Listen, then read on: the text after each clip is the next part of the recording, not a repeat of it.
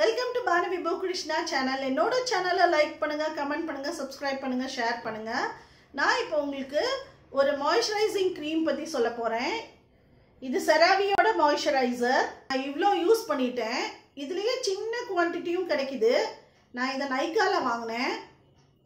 இது வந்து ஒரு திக் மாய்ஸ்சரைசர். நம்ம ஸ்கின்னுக்கு வந்து மாய்ஸ்சரைசேஷன் வந்து ரொம்ப முக்கியம். நம்ம அப்படியே விட்டோம்னா நம்ம ஸ்கின்ல வந்து சுருக்கம் விழுந்துரும். இந்த மாய்ஸ்சரைசர்ல என்னென்ன இருக்குன்னா செராமைட்ஸும் ஹையர்லானிக் ஆசிடும் இருக்கு. செராமைட் என்ன பண்ணும்னா நம்மளோட மாய்ஸ்சர் ஈரப்பதத்தை வந்து தக்க வச்சுக்கிறோம். ரொம்ப நேரம் ஈரப்பதமாகவே இருக்கும். இதனால நம்மளுக்கு ஏஜிங் சைனு கம்மியாகும், சுருக்கம்லாம் இருக்காது, ஃபைன் லைன்ஸ்லாம் கம்மியாகும், ரிங்கிள்ஸ் இருக்காது. ரிங்கிள்ஸ்னா சுருக்கம்லாம் போயிடும்.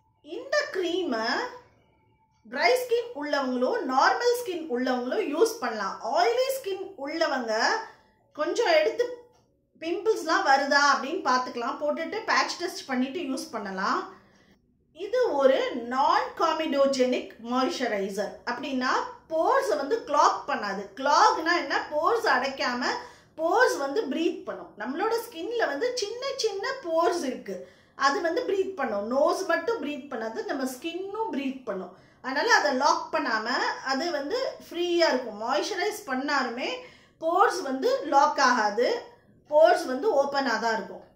இந்த moisturiser one of the best மாய்ஸ்சரைசர்னு சொல்லலாம்.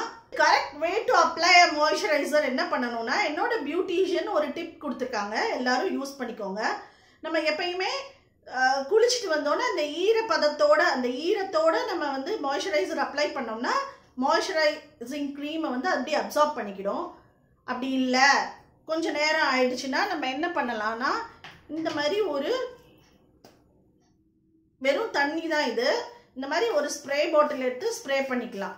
கொஞ்சம் ஈரமாக இருந்தால் இது என்ன பண்ணுன்னா இந்த மாய்ஸ்சரைசர் ஈஸியாக அப்சார்ப் ஆகிடும். இப்போ நம்ம இப்படி எடுக்கிறோன்னு வச்சுக்கோங்க, இப்படியே நம்ம போட்டோன்னா ஃபுல் ஃபேஸ்லையும் போட்டோன்னா ஈஸியாக அது வந்து அப்சார்ப் ஆகிடும். இந்த மாய்ஸ்சரைசர் யூஸ் பண்ணுறதுனால நமக்கு ரொம்ப ஆயிலி லுக்லாம் இருக்காது. ஸ்கின் வந்து நல்ல மாய்ஸ்சரைஸ் ஆயிரும். பாருங்க, முக்கால் வாசி யூஸ் பண்ணிட்டேன். இந்த க்ரீம் என்ன பண்ணுதுன்னா ஸ்டிக்கியாகவே இல்லை, டக்குன்னு அப்சார்ப் ஆகிடும். கொஞ்சம் டைம் எடுக்கும், ஏன்னா நம்ம தண்ணி ஸ்ப்ரே பண்ணியிருக்கோம். கொஞ்சம் டைம் எடுக்கும், அப்சார்ப் பண்ணிக்கிறோம், ஃபுல்லாக அப்சார்ப் பண்ணிடும்.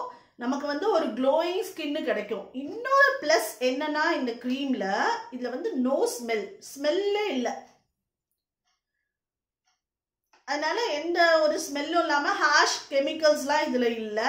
இதுல ஹையர்லானிக் ஆசிட் இருக்கு. ஹையர்லானிக் ஆசிட் என்ன பண்ணோம்னா மாய்ஸ்சரைஸ் பண்ணோம்னா ஈரப்பதத்தை அப்படியே தக்க வச்சுக்கணும். நம்ம முகம் எப்பயுமே ஈரப்பதமா இருக்கும். அதனால ஏஜிங் சைனு ரிங்கிள்ஸு நமக்கு வேகமாக ஆகாது. நம்ம ஸ்கின் எப்பயுமே ஹெல்தியாக இருக்கும், க்ளோயிங்காக இருக்கும். இது வந்து ஒன் ஆஃப் த பெஸ்ட் மாய்ஸ்சரைசர்னே சொல்லலாம். ஒயிட் கலரில் திக் க்ரீமி மாய்ஸ்சரைசர் இது. இந்த மாய்ஸ்சரைசர் வந்து ஸ்மால் டியூப்லேயும் கிடைக்குது. இது நான் நைக்கால வாங்கினேன். இதோட கிராம் வந்து 340 grams, 1500 rupees.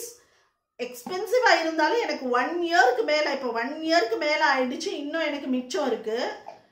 அதனால் இதை வாங்கி இதை யூஸ் பண்ணிவிட்டு எனக்கு கீழே கமெண்ட் பண்ணுங்கள். என்னோட வீடியோ பார்த்ததுக்கு தேங்க்யூ.